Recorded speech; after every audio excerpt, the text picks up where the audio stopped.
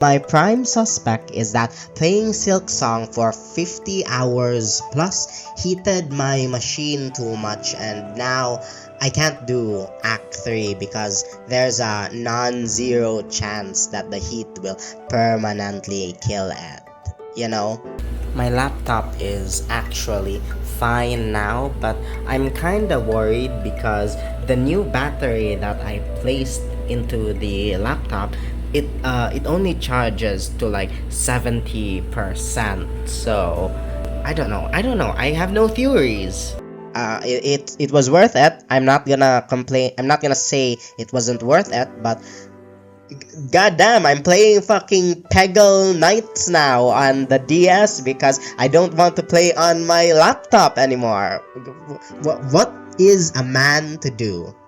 Anyway, the game was utterly fantastic in every single way possible. Let's start with the fact that this game it's $10. I mean, it's regional pricing, but holy, this is an insane price point for something with this much detail. Plot, characters, world building, gameplay, music. This took 6 years to make and it lives to the hype.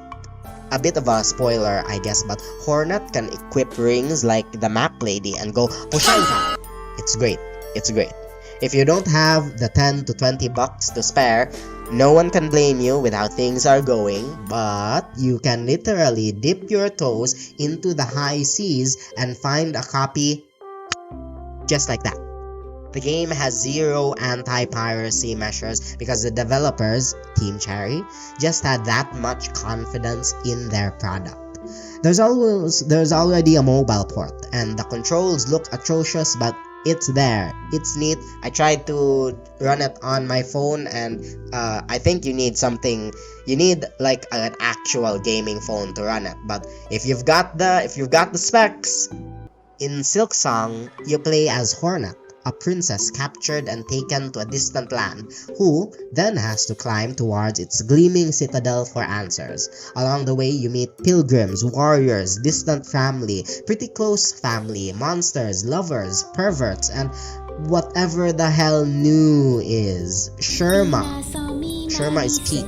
It wasn't always like this though. Dark times were had by the Hollow Knight community in the first week of release. It was so bad, like RT Game got so much flack for playing it. He wrote an entire letter explaining himself. Funny thing though, I kinda don't get 90% of the complaints. Part of this is that my playstyle is slow as fuck. Parkour obstacles that deal 2 damage, updated and fixed before I even got there cause I was still dicking around in Bone Bottom. Boss fights having too much health, so much so that strategies about how to cheese them went viral. Updated as well, didn't even know they existed. I went the other way and wandered through the mist and got to the citadel through the pipe organ. Now, it wasn't perfect.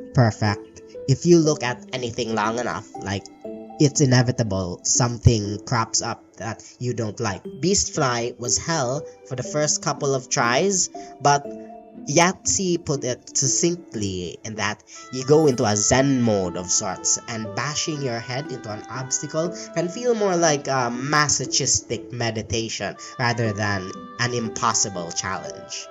Fun fact, this is a Metroidvania. By design, if you can't beat a challenge, you're supposed to walk in another direction and then come back stronger. This ant with like 90% of the Hollow Knight's moveset might seem broken, but returning to him once you have the float upgrade negates all of his attacks cause he has nothing for air combat. It's great. Plus points because you probably already have the dash, allowing you to kill the big guy guarding Hunter's March, and anyone who killed him using parries instead of coming back with the dash is actually a psychopath. I'm 100% correct on this. There's no debate. I also viewed Beast Fly as more of a grindstone to get used to Silksong combat. It's possible to come back with the hollow purple technique and eviscerate his existence, but after beating him early, I was genuinely surprised by how easy the other bosses were. Sister Splinter felt like an easier version of him. Widow shocked me with how much she didn't move, like she just stands there for a whole 2 seconds. The only thing that bugged me truly was Bilewater and the Last Judge. Bilewater, because that place is genuinely unbearable without the charm that makes you immune to maggots, and the Last Judge because her death explosion killed me once, and that was the only bullshit death I disagree with. There were complaints from the community about the Last Judge run back, and you guessed that the game updated before I even knew the place had problems. Beast Crest also was buffed in the latest patch, so that its attacks now go through shields and parries, and I don't use Beast Crest. Witch Crest is where it is at. Its lifesteal heal is genuinely the most satisfying attack to land in the game. Nothing compares when you land all 3 hits and get those sweet impact frames. Visual cocaine. Alternatively, when you whiff it and miss the heal completely, skill issue, silk issue, get good. Don't use it for parkour, it won't end well. Most of my channel is dedicated to analyzing video game stories. Silksong's lore is a little out of my wheelhouse though. Environmental storytelling mixed in with admittedly good use of random documents. I have made my opinion clear on random documents. The story creeps up on you, wrapping players in layers upon layers of immersion. I like analyzing more linear narratives though, so sorry, there's really nothing here for me. Even though it is amazing, not a lore person. That's not me. Go to Mossbag, his video is out. I can talk about the characters though. Yeah, Sherma, Hernet, and Pushanka stand out, but there are so many other bugs. In Hollow Knight, when you meet another person, it's always, holy fucking shit, another guy I can talk to. It's rare. There's only a total of 2 dozen characters.